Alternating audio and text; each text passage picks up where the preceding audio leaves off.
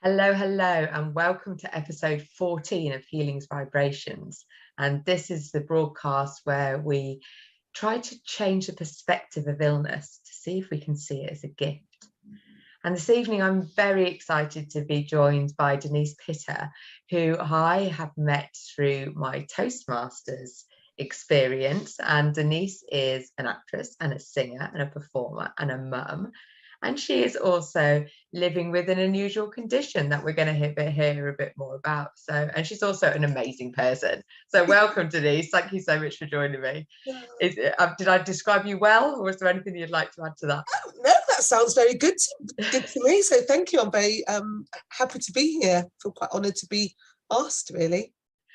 And the reason that I approached Denise and asked her to come along and share some of your story with and have a discussion with is because in our Toastmasters meeting, you gave a speech on why it is that you've got no hair.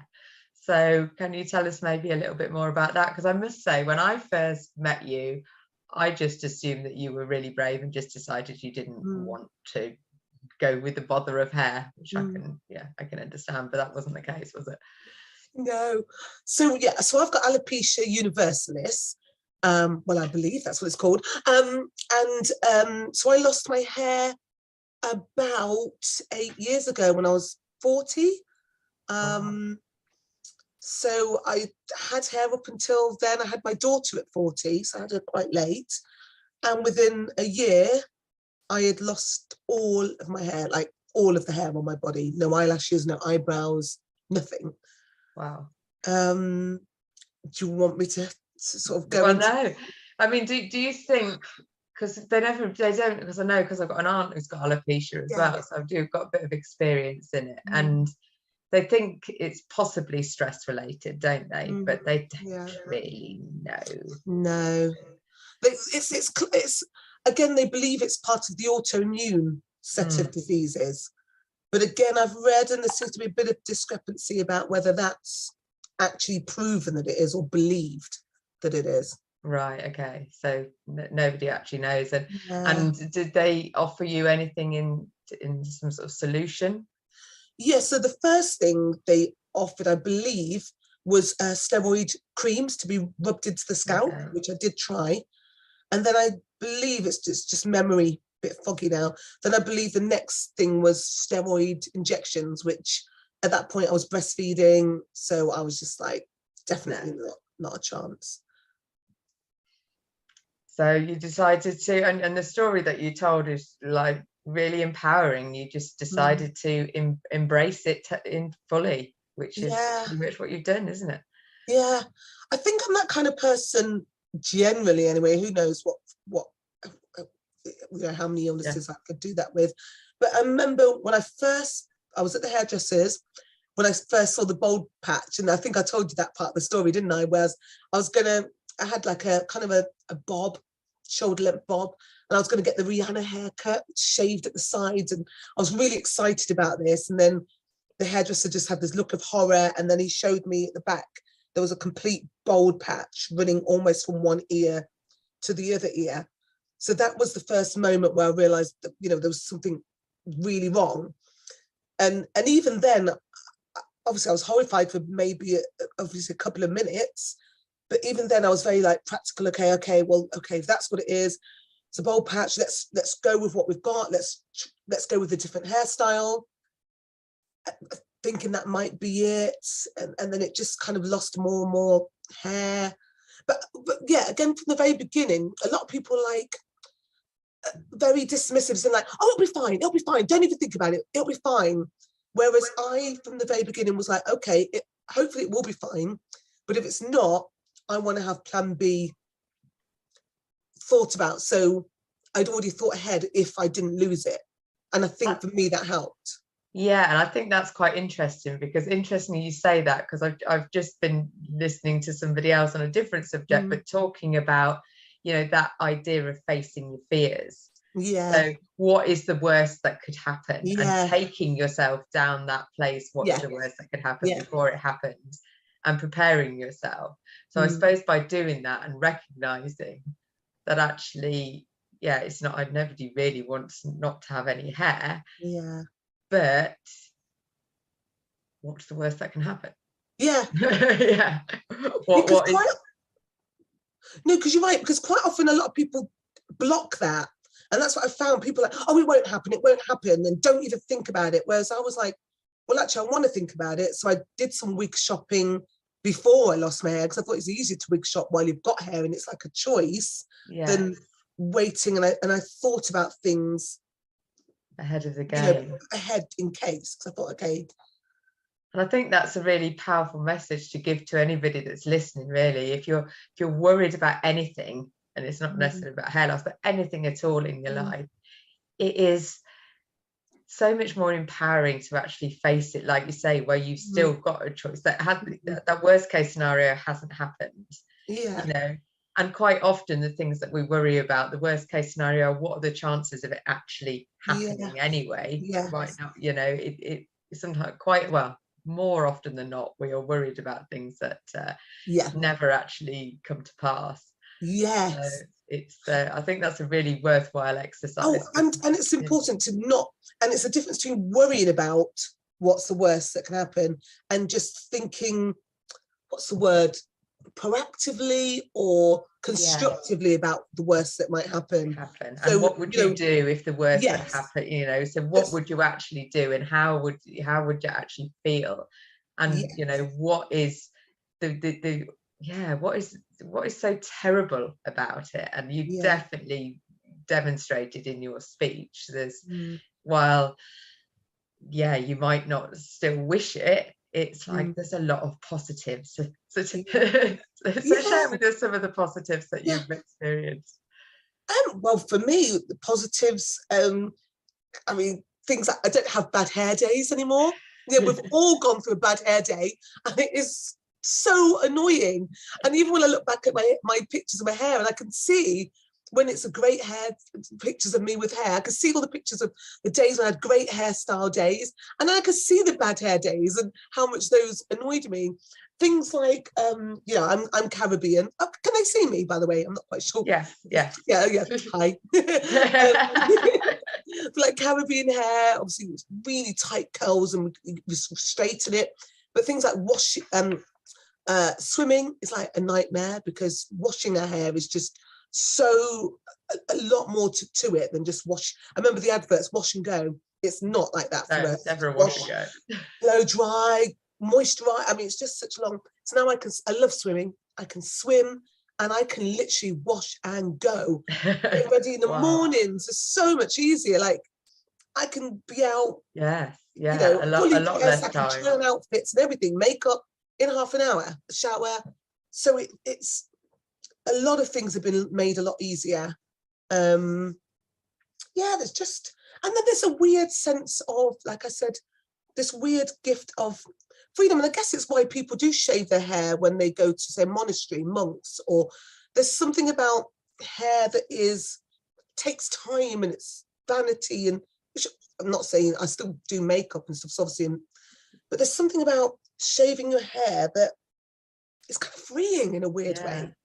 Yeah, well, I can imagine, because like I look at mine, and exactly that, going swimming is a bit of an effort, and then it's thinking about how to sort it out afterwards. So and then last thing was a confidence. But for me, obviously, it was that thing of when you fully accept it. I remember a few times about to go into a room and having that moment of like, I'm going to walk into a room, and is everyone going to stare at me?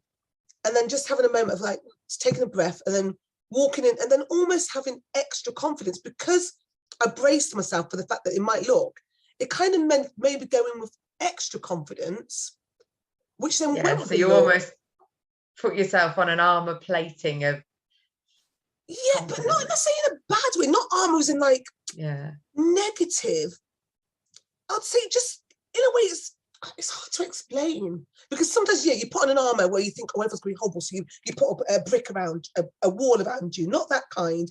It was just like, okay, look, you know what it is? It's almost like, okay, this kind of hairstyle.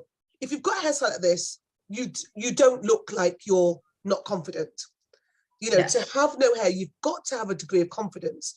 So it was almost like, I look like this, so I may as well be confident. Yes, and then you by become being confident, people treat you as if you're confident, which then starts a chain reaction. You look confident, you get treated like you're confident, so you act more confident, so you get treated by your confidence, and before you know it, the confidence has grown. Yeah, and confidence is it's how you feel, isn't it, really? Yeah. And I think you're right, because you could go in with almost, covering yourself up and hiding away in the corner. And, because when I do training around confidence, it is all around becoming that person, stepping in, putting your shoulders back, putting your head up high, irrelevant of what your hair looks like. Yes. And being that, it doesn't matter what you look like, it's what you've got to bring to the room that's more important. Well, confidence is actually more about your body language and everything else, isn't it, rather than how you look? Because so I remember a phrase, there's no difference between being confident and acting confident. Yeah, there's no actual difference, because most people who are confident, or we perceive as confident, when you talk to them, quite often they will say that just before they stepped onto that stage, they were like having palpitations, or they were nervous, and you would never know, because that's exactly the same at Toastmasters, because you said before every speech that you were like, your nerves, and I can tell you now that we could have no idea. Her speeches are absolutely amazing. She steps into the room like she totally owns it, and and exactly that. Your heart might be going fluttering but from the outside, what we can see. And maybe that's a little bit of your acting training might come into it a bit as well, but actually pretending to be confident. So that would be a good tip to anybody that's struggling with confidence. Just pretend that you're a confident person. Absolutely. Yeah. Mirror, look at how confident people stand and walk and talk. And as long as you mirror that, again, it starts that chain reaction. You'll feel more confident because you're holding your body language, which means that people treat you as if you're confident, which will raise your confidence. So you'll feel more confident. Absolutely. Wow, yeah, it's incredible. So do you actually see your condition, your illness, I suppose? Is it an illness? Would you say it's an illness? I don't personally think of it as an illness. So is there any other symptoms other than the fact that you not for me? I don't got any pain or anything? If for anyone else, because that's the other thing, like I don't even dwell on it a lot. So it's not like at the beginning I might have Googled it a bit, but it's like I don't even, now it just is. Yeah. And I think that's something else that came up recently as well. I can't remember whose conversation I was in, but the idea of perspective. And actually, when something happens, you can see it as a good thing, or you can see it as a bad thing, but actually it's just a thing. Yeah. And your judgment of it then moves into how you feel about it. Yeah. So it could be very because I know my aunt is nowhere near as confident as you, and she's, it's been about 15 years now she hasn't had any hair either, and she still struggles with it, I think. Which is so I'll have to get her to, I hope she won't mind me talking about it too much. I'll have to get her to listen. Love you. I won't say a name just in case anyone else listens. But yeah, it's interesting, isn't it, how our looks can define us as well, and especially I suppose with a woman and hair, but also with men and hair. I think it does feel like a challenge for a lot of people. So well done for getting over that, and getting over that quite quickly, I think. It sounded like. Thank you. So well done you. So what else is going on in your world then, other than the fact you haven't got hair? That's like a tiny piece of... Well, you know what? Talk about the whole illness thing. For example, I broke my leg last year. And at the time, my ankle, I should say, I love swimming.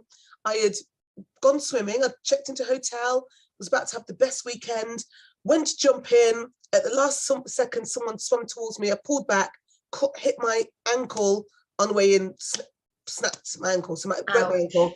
So that was like, oh my gosh, this is the worst thing ever. Thinking, you know, it's going to lose out on work. And I was literally thinking back, looking back at it the other day, and I was thinking, actually, I had the best time. It was a fantastic adventure looking back.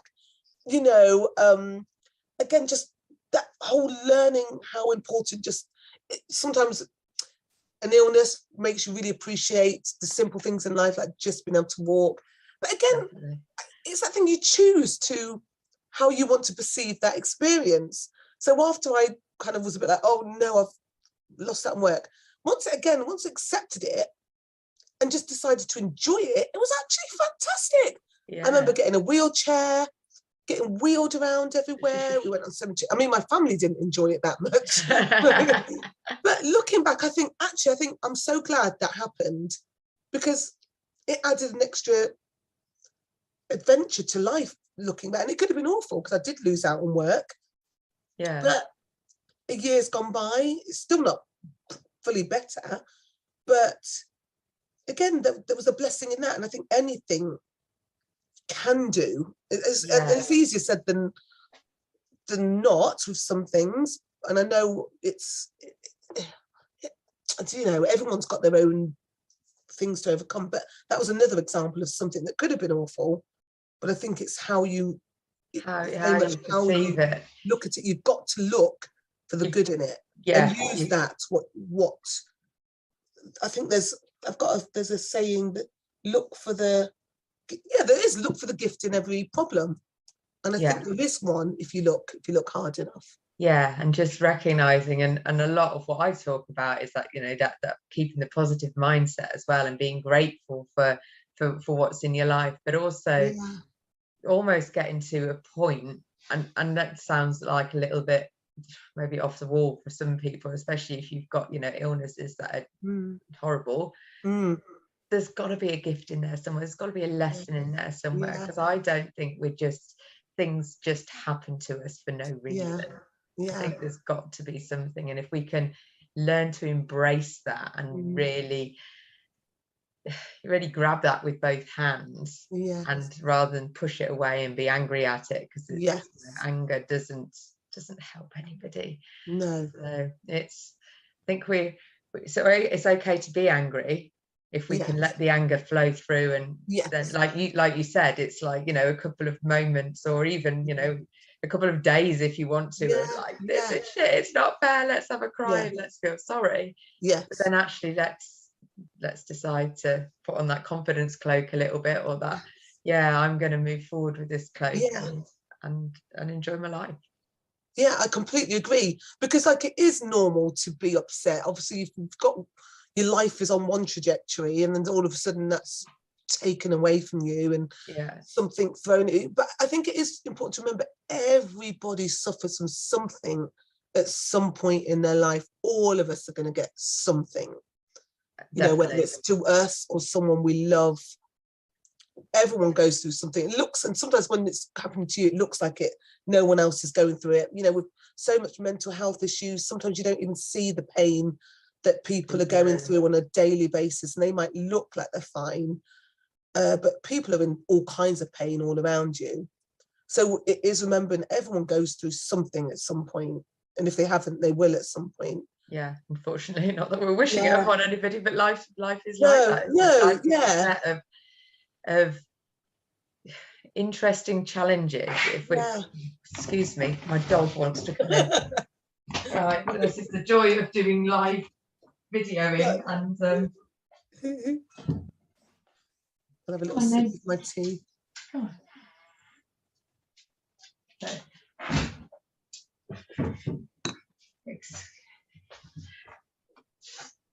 Apologies, audience. Don't worry. I still haven't learned video editing. That's another one of my things. I have to do a little, I don't know, something that comes across on the screen. Follow. Follow, absolutely. Let the dog in. Like, share, subscribe, all of that stuff. Thank you. Yeah, all of that stuff. Anybody that this can help with. So what other pearls of wisdom have we got then to share with our audience around this whole idea of changing perspective, of when things seem bad, I think we've got a couple of really nice things that anybody can do, and it's that idea about following what is the worst that can happen, but doing it with let's make a plan. If the worst thing happens, what would I do? Let's almost treat it as a bit of a game, and then realize actually it's not so bad, and or I can deal with it. Look for the things that you could do with that, as in, and then now I'm thinking to even say this because this might sound quite bad, but it is the fact of, like, when I broke my leg, for example, my ankle, it was the fact that you get the discounts at the theatre, so, or we could jump to the front of the queue at customs, immigration, and when you're going through customs, or they're always positive, so it was quite nice getting those things. The fact that for me, people were so nice to you. You go forward and milking all of those things as much as possible. But if you're angry, people aren't going to be receptive to that. But if you've got a big smile and you're open, I find that people are so friendly. Whereas I've heard people say that when you're in a wheelchair, people ignore you. But I did not find that at all. But I think that's because it was open, and obviously I knew it was temporary, so I know it could be harder if it was forever. But I would still do the same if I lost my legs, say today. I know I'd be upset for a while. Everyone would. But what I would do is I would focus on people out there who had lost their legs but were doing positive things. If I needed to, I might phone them or contact them and say, look, what do you do? But you need to look for the light. You need to look for the positive people who are out there. Yes, definitely. And that's what this broadcast is all about, really. Is meeting people that are living with episode number 13 is with Isaac Harvey. I don't know if you've come across him on LinkedIn, and he was born with no arms and very little legs. Wow, yeah. And is doing, the stuff that he does is just incredible. Even when I was fully able-bodied, I wasn't doing any of that stuff. So exactly.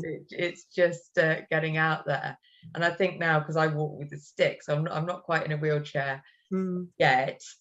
But I think the same as well. I've never had any experience when people have not been very nice to me. And I find, because I've spoken to somebody else recently, and they said, oh yeah, but I don't, he was meant to be wearing leg braces because his knees were knackered basically, but he doesn't like wearing them because he doesn't like how people look at him with a bit of pity, I suppose. And I say, yeah, but at least when you're obviously, I've got a stick, people can see there's something wrong. So I'm not just wobbling about because I'm drunk. I'm like, there is, and 9 times out of 10, they offer you a seat as well. So that's so like you're saying, you're just a bit kinder to you. And there might be a little bit of, but you don't know what's going on through somebody else's head, do you? No, exactly. And I think that's the thing, we put the filter on what we think people, because that's the thing with the hair, I think a lot of people say people are staring at them. I've really not noticed it. And I remember in the early days, my husband said something like, oh, look, those people are laughing at you. I was like, where? I was like, I said, they could have been laughing at anything. You could have been like, oh, that style will suit you. And then she laughed as if they, yeah. It's like, it doesn't mean they're looking at me and laughing, going, ha, ha, ha, look at her. She's like, I said, that's what's in your mind. And I said, it's what you focus on. If you think people are looking at you with pity, that's what you'll see. Yeah. Whereas I've never thought people are looking at me with pity. So I don't see that. I just see people either looking with curiosity. And again, if someone wants to give me a seat, I mean, why would I want to stand on a crowded bus? Yeah, exactly. It's a blessing if someone wants to give you a seat. So don't think of it and get angry about it. That's nice. It's people being kind. Yeah, but if you look happy and vibrant, people are less likely to offer you the seat. They're probably more likely to look at you with admiration because you look strong. But it's that thing about your body language. People read what's in your eyes and your. So if you like, and the what you're vibrating out. I talk a lot about vibrations as well. And if you're vibrating out happiness and fun and excitement, then it doesn't really matter whether you can walk or not walk, whether you've got hair or not hair, whether whatever's going on. Yeah. And I think even, and I don't know, because I don't suffer from pain. She says touch your wood. So it's a tricky one, I guess, if you're in pain. I think pain is harder. I will admit. I think pain is slightly different, because this is all mental. It's just your physical body has changed, but you're exactly the same inside. So it's just how people see you initially. But that, I think, the initial things that people see changes very quickly by your body language and how you talk.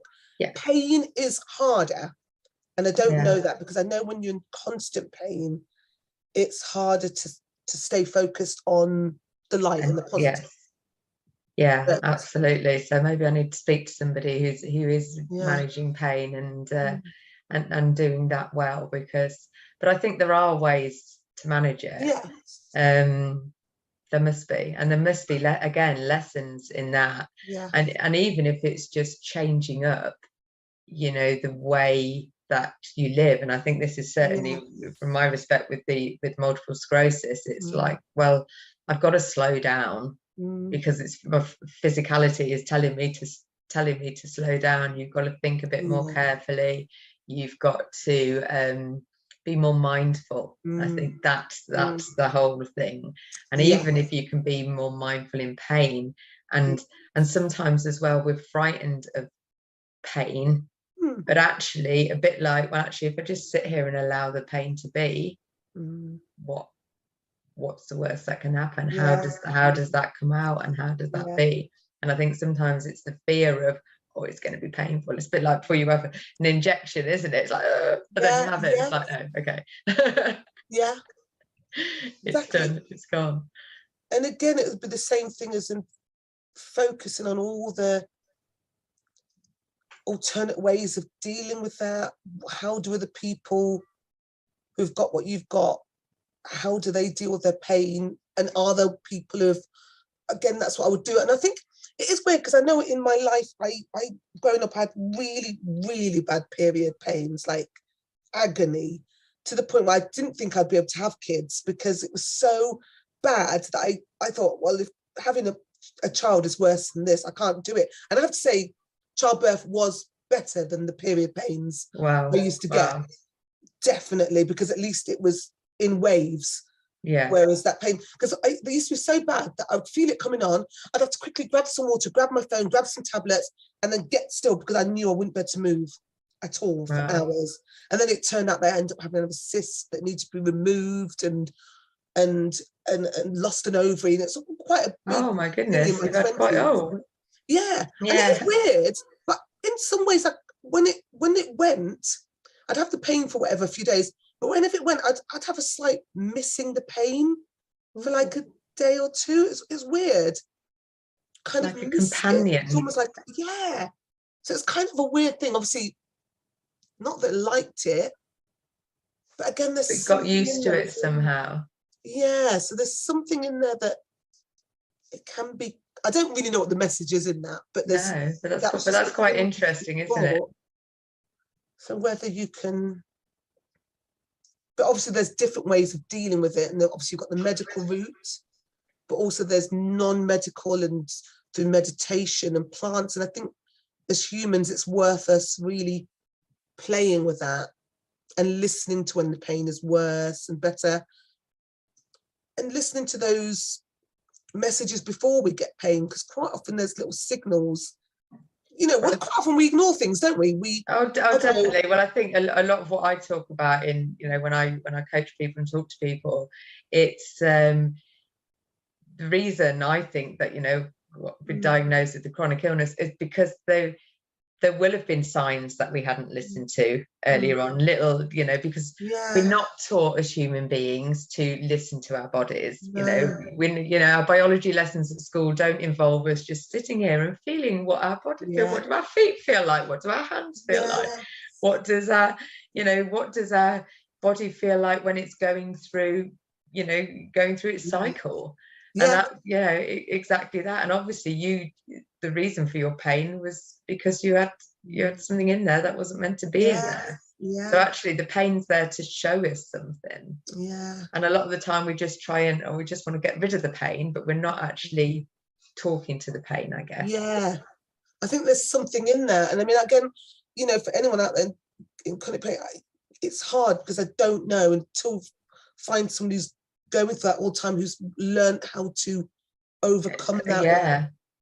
And if anybody is like living in pain, then do come and have a chat with me, and we can go through some exercises and see if we can actually get in contact the pain somehow, get in touch with it. It sounds a bit weird, but it's like, well, if painkillers aren't working, then the chances are they probably won't be working, or not all that great. If you're still living in the pain, then there are other ways. I definitely believe that. And it might take a little bit of, sorry. No, go on. I said it might take a little bit of, well, just getting to know yourself. I think that's the thing. It's knowing yourself, recognizing what's going well in your body, what's not going well in your body, and being able to listen and notice before things get bad. And we're not very good at doing that. That's as a human race, I think, because we're not taught that, are we? No, we're not. Definitely not. No. And I think, maybe that is almost our lesson as a species, to learn to get in touch with our bodies and listen to it more. And that's just not even physical pain, it's pain from life and hurt. Quite often you get a poke, and then another poke, and then another poke, and life's like trying to say oi, oi, and then eventually you get a slap across the face. And with everything, you know, because you get people who are really healthy, and then something happens, and then they're this is it. Well, so my coach says a feather, a nudge, or a truck. Yeah. So it's learning to recognize the feathers when they tickle you and say, actually, this isn't quite right, or this isn't the right choice, or this isn't the right path, or whatever it is that you're doing or not doing. Then we can change that. We can change that. And I think that's the gift in it. And I'm still working through my own stuff as well. So I've no being I got all the answers. But then nobody's got the answers for everybody, have they? We've all got to find our own answers. That's the joy in it, I guess. That's the.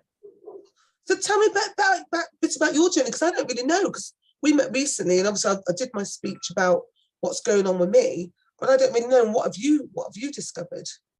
So what have I discovered? So I was diagnosed with multiple sclerosis in 2009, and my original symptoms were numbness in my legs and hands, and the numbness were bad enough, so I wasn't driving, and even holding a pen was difficult.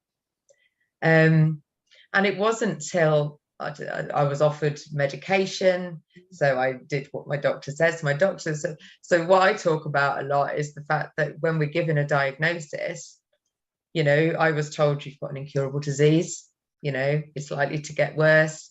And when I asked, well, what can I do to help myself? You know, can I change my diet? Can I do this? No, there's nothing you can do. But then I found out, once I sort of, the meds stopped seeming to be working, if they were ever working, I don't know.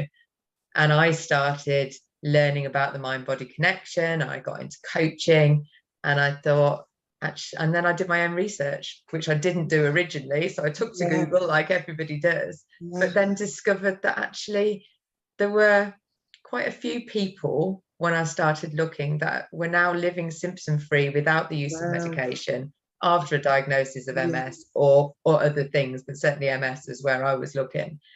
So I recognized that if it's true for them and they've found their own path, and a lot of it's through meditation, through diet, through lifestyle, through getting your head in a good place, all the stuff that you were talking about, then it's possible for anybody, surely, and it can be possible for me. So I started on my own self-healing journey, which has sort of led me here, I guess, and talking to other people that are either learning to live with a condition and still having a fantastic life, or have managed to, you know, find their route.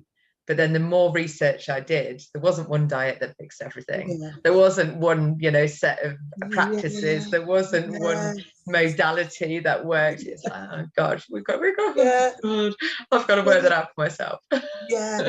Because that's it, isn't it? Because I think there is that danger, isn't there, when you go to doctor and you're told that we just accept what we're told, and there is that thing about what you believe becomes your reality. And I'm really quite a strong believer in that. So if someone tells you you've got this and there's no cure, well, and especially somebody, you know, in a white coat, a doctor, you know, we are brought up to trust doctors, and I'm not saying that they're not trustworthy, but also what I've learned is that through all their years of training, they do very little in nutrition, they do very little in the mind body, so there's big chunks of their learning which doesn't link into what I believe now. And actually, if a doctor says something, and I've also learned as well, if a doctor believes something, so if a doctor gives you a prognosis of whether or not you're going to survive an operation, what they believe has a, you know, is prevalent to the outcome as well. So if they believe you can actually get through it, then you've got better chance of getting through it than if they actually think there's no hope. Then there is. Because there's a story of somebody who, I don't know, maybe it was him or his wife, and the doctor was going to give him so many months, and then he was like, do not tell them that diagnosis, and they refused to know what it was, and then they lived on. I don't think they ever died, actually. Well, I'm sure they died eventually, but it's that thing about, quite often when you're told a time, and the doctor's knowledge is only so much that it's within the medical profession, like you said, but they've missed out vast reams of things that there've been so many examples of people being cured. We all, you know, well, not all of us, but I completely believe miracles happen. You know, definitely. Where people have illnesses and they've miraculously got better. Absolutely. Because it can't be explained in the medical profession, it's just dismissed or not spoken about. But it happens all the time. I believe so. And the more you read about it, you know, the more you look for it, again, it's looking for evidence, and that will become your reality. My reality now is I can heal myself, and I'm going to continue on that route until I find a way, or I guess I die trying, but then we're all going to die at some point. Exactly. That's the thing, we are all going to at some point. But there's so much more the movement, isn't it, of neuroscience? And about that there's it's moving more and more that way, because they are starting to be able to prove scientifically that your thoughts create your outcome, your reality. Whereas before they didn't really have they couldn't, because it wasn't science, they couldn't actually write out the formula. It was just poo-pooed away. Whereas now they're actually starting to see the science behind it. Which is cool, which is really good, but I think it's going to take quite a while for you know, the curriculum that doctors follow to change, and I don't know, hopefully it is changing. I don't know, I haven't spoken to any doctors either, so that's very much my perception of my little bit of the world, but and also what doctors also don't know is the expanse of your world. So you go in with, you know, symptoms, they then label it with whatever it is they've labeled it. And don't get me wrong, I do think, certainly from my point of view, having a diagnosis was better than not, because in my head, this was back then before I knew about all this stuff as well, you know, in my head I'd got a life limiting, you know, soon to be dead, you know, with 2 young boys, and then it's so actually having MS felt that's a bit better than you know, 6 months to live with a brain tumor, which was what I was thinking of. Not that I knew anything about brain tumors either, so it's, you know, it's funny what you make up in your head, isn't it? So there's a lot on the whole, what's the word again, non-medical medical route that needs to be explored, and I think should be explored.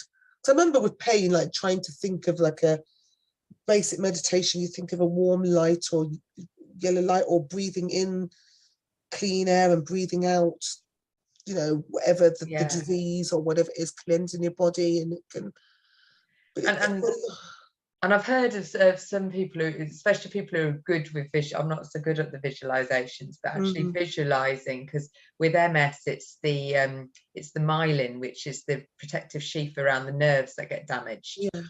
So actually imagining you know, Oh, your myelin being repaired in some way, and that's good. Yeah, that yeah. makes sense. And again, if someone's got a tumor or something like Yeah, that, almost imagining, things going away, eating away at the tumor, yes, or whatever yes, works. It doesn't really matter what yeah, visualization you use. If you can use something that you can just maybe set yourself to some music or yeah, guide yourself through it, and just imagine that actually the myelin's getting repaired. yes, So that's, as I'm talking to you now, that's something that maybe I should be doing more regularly yes. of, because what's the worst that can Yeah, happen? It yeah, doesn't help, but actually it gets you into a nice calm state. It'll make you feel better, yeah. and who knows what the long-term effect is. Exactly. And I've certainly read that people have done that and imagined themselves, when they're in a state where they can't walk, they're bedridden, but imagine themselves dancing with their partner or running or something like that. Yes, Because our brain doesn't know the difference between imagination and real. absolutely. Yes, and that is proven scientifically now. Yes, yes, That because absolutely. there's that famous experiment, isn't there, where they got some, and again, this is loose, I'm trying to remember, but we got some basketball players, and you get some of them to physically practice their basketball technique or whatever, shooting hoops, and then you get some to just sit and think about it, and then some who do both. And I can't remember what the results were, but it was like the ones who thought about it either did better than the ones that did it, or were just as good. It was like all very, very close. I think they might even have been slightly better. I think you're right. I think there's something about actually taking yourself through it in your mind. So that is like, and again, there's nothing to lose. It doesn't cost anything. There's no side effects. It's exactly. And even just something as simple as that, guiding people through a brief visualization, or to go to sleep, setting. So I think maybe I'll have to create myself a little visualization of I think myelin repair in itself. Yeah, I think that's such a good idea. And see yourself, like say, visualize yourself just running and doing crazy things, climbing a mountain, or because I'm even going to do that my ankle because it's not fully better. So I think I'm going to see myself. I can't walk loads. Well, I can't go like an hour's walk or anything at the moment, but I might do the same actually. In fact, I will do the same. Yeah. Visualize running and climbing a mountain. And so are you quite good at visualizations? Well, I've always been a bit of a daydreamer. Perfect. But I don't necessarily sit and properly visualize, but I'm playing more and more with this whole what you visualize you becomes, and I'm really, and again, it's a bit law of attraction-esque, but I'm playing with it, and actually I'm starting to see more and more examples of it coming true. Yes. So I'm like, oh, there's definitely something in this. So I think there is as well. Stopping worrying. I'm not going to worry about things anymore because I've realized But again, that's your mind going to a place that hasn't actually, because you're only worried about something that hasn't happened. So you're almost imagining the worst case scenario. But rather than planning for it, you're like imagining it's happening, and then you're ruining the now time. The now time, it hasn't happened yet. It might happen in an hour, for example. But then what's the point of wasting a whole hour up into the hour worrying? And then it might not even happen. And then you've wasted an hour or 2 hours or 5 days or even a month of your life. 6 years, whatever. Yeah. In fact, instead, imagine the best thing. And honestly, so many things. Even, for example, this is like a small example of it. I was going to a gig and there was bad traffic and I started worrying, thinking, oh my goodness, what was if I get there and late? And then I stopped straight away and think, no, it will be okay. It's all okay. And I just imagine it will be fine. Got there just on time. But then what happened is the other band had arrived late, which meant it meant that our whole set would be delayed. And then I was worrying slightly worrying because my friend hadn't arrived and she had all the equipment. But then it worked out. Just as said, you're called. I was like, we're calling now. And she walked in exactly at the second. We all arrived at exactly the same time. So it's that thing about, oh my gosh, visualizing it all working out. Actually, miracles really can happen. Yeah, well, I did a similar thing with time. And I think that's when you're late in traffic, there's nothing you can do, is there? There's only as fast as you can go. And you don't want to kill yourself getting there. Yeah. So this was a little phrase that I used from somebody: time expands to meet my needs. And that's a nice one, because that just sort of calms you down. And I was late because I started off late, and then the traffic was bad as well. And I was meant to be going and to some events that that was happening in the morning, and it was like, and I was like, well, I'm not going to get there at the time. So I just kept going, time expands to me. So I got there, and the same thing, the actual event got put back half an hour because everybody was late. I was like, yeah, there we go. So that's it. I'm taking that. Time expands to meet my needs. Oh, I think everyone should write that down. Yeah, that's a brilliant one. But that's a tiny example. I've seen so many examples of that now. Or even like I've got this little obsession with dal, that I want to start making dal curry and rice because it's healthy with brown rice. And I've been thinking about that lots and saving money because of all the electricity. I was thinking, what can I do? And then it's weird, I started this new job, rehearsals, and every day I've had dal and rice. So I'm literally a little bit like, oh, put that into being. And then another day I was like, I want healthy food. And I actually brought a banana with me. And then that day I got in and they had bananas. And I was literally like, oh, it's almost like starting to feel like it's, I can see examples. And obviously the more you see these examples is the more I will believe it, which means I will. And the more likely it is to you've got to start the cycle, start off with little things that you can believe a little bit. Yeah, and then you haven't got too much attached, like dal, and that's like, it will be nice, but if you don't get it, it's not the end of the world. It's not like trying to manifest like £1 million in your bank account or anything like that. Let's and it's got to be something that you believe could. That's what how they say to start. Yes, if you can conceive it and believe it, you can achieve it. So yeah, really cool. So much, isn't there, in that, all that? But I know you want to do a little meditation as well. Yeah, so if we do a little, I was thinking now with all this talk about visualization, so for me the easiest way is to get yourself into a nice, calm, relaxed space first, so you're almost receptive to whatever's going on. So I'll go through a little body scan, and then I'll do some visualization around. Let's help both of us about is, what would you like to be doing if your ankle was 100%? Running. Well, actually running, because I don't run. I'm not a runner. And again, you've got to be careful of the thoughts that you say, like, I can't run or I can't do this. And all my life, I've always said I'm not a runner. So actually, I'm going to start saying I am. Yeah. Because it could happen. Yeah. Well, if I can make that happen, then that would be an perfect example of how. Yeah. So my favourite one of my favourite quotes is Henry Ford: "If you believe you can, or you believe you can't." Yes. And you're right, true. Of course. Yeah. So, okay. So if you want to sit nice and comfortably, and close your eyes if that's comfortable, and just take some nice big deep breaths. And as you breathe in, just notice how your body is reacting to your breath, and how your stomach is filling and your torso is filling. Then hold the breath for a second or two, and then gently release. As we breathe, we're just breathing a bit deeper than normal and noticing what's going on in your body.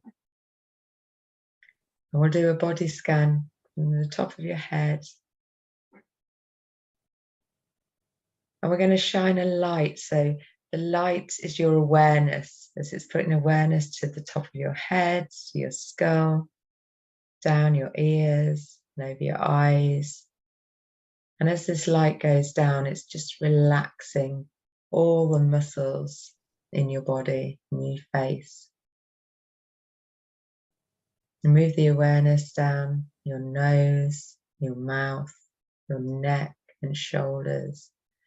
You want to move your shoulders and allow them to sit a bit more comfortable on your back, then do that.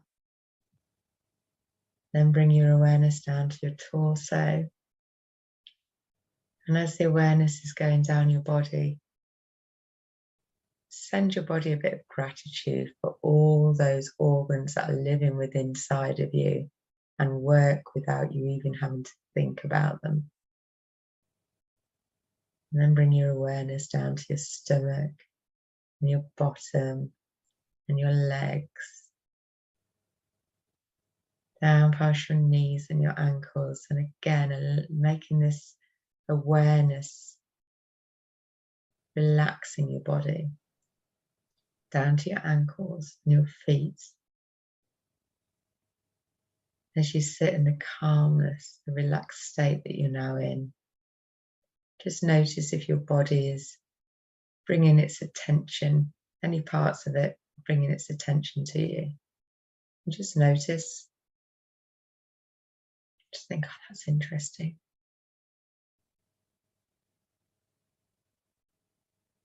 And when the body's in this nice state,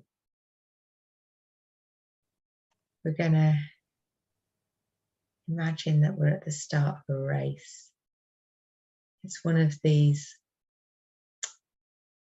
fun runs that everyone's raising money for an amazing cause. There's loads of people there. Some people are dressed up. Some people are really dressed, ready for business. Some people are just planning to walk around. There's people in wheelchairs and there's people on roller skates, and it just looks like lots of fun. The sun's shining. There's some music going on in the background.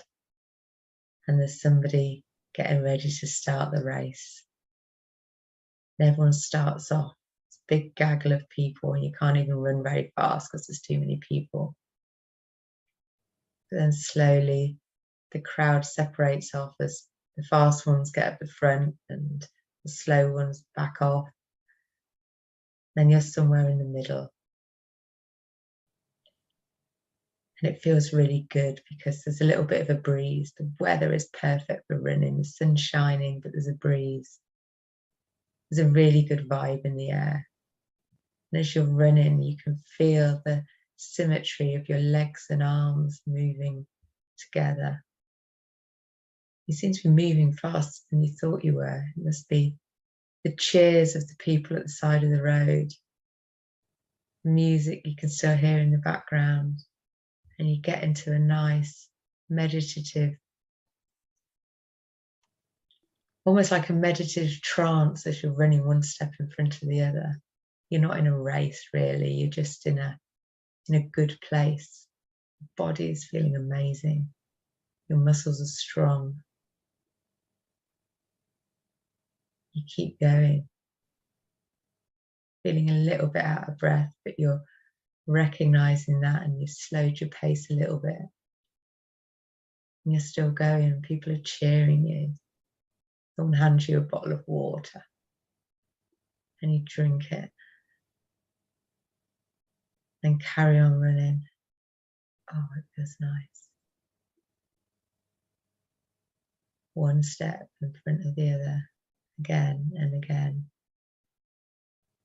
You start feeling some sweat running down your neck.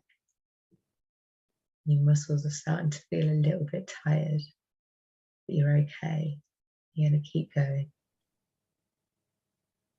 Keep going. Oh, that feels nice. Somebody's overtaking you and you smile at them. You have a little chat. Have a little race off with them. It's all a bit of fun. It's nice to have a running partner. You can sort of zone in and out of the noise around you, other people cheering and puffing and panting. Just keep going. And before you know it, you're like, there's a red ribbon in front of you. It's a big crowd at the finishing line. People with bottles of water and bananas and t-shirts to give you. So you speed up to get through the finishing line. And you're through the line and everyone cheers as if you're the first person in the race, even though you're not. Wow, and you slow down. And you feel all sweaty and you feel like you've achieved something. You're looking forward to that shower, but you just feel great. You are a runner.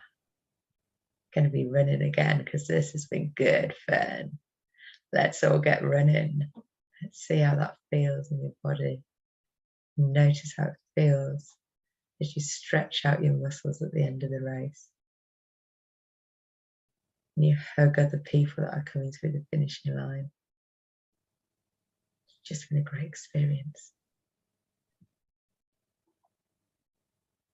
Take a nice big deep breath in and just breathe in the sweaty muscle ache that your body's feeling, knowing that actually you've done something. You ran all that way.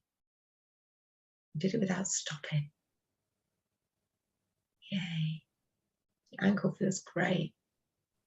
Your legs feel great. Put a smile on your face. Take a nice big deep breath in. And then gently let the breath go. Just enjoy feeling of having a body that works well.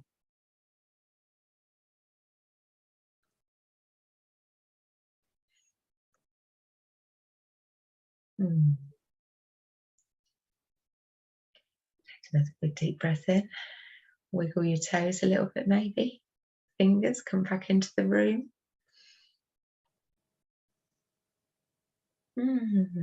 There we go. Just ran a race. That was awesome. Blushing. Honestly, I loved that. Gosh, I need to do this kind of guided visualization. Yes, yeah. I think you're right. I think I do, and put it to a bit of music as well. I get to do some music. Honestly, Yeah. And that's the thing. Like, I had a great time running that race. Yeah, exactly. And it was over in like 5 minutes, wasn't it? So that's like, how cool was that? We need to just, it's that thing of spending time in your mind in a great place. And I think yes. And we did kind of feel like I left the body. It was hard to explain, but it's like that was there and I was somewhere here and left all of this. It's a kind of weird sensation, but lovely. It is, but I think you're right. I think if everybody wants to re-listen to that again and again and actually, spend your 5 minutes instead of worrying, take yourself into a place where we can do anything, because in our heads we can do anything. Yeah. And we do that as kids, don't we? Well, daydream. Yeah.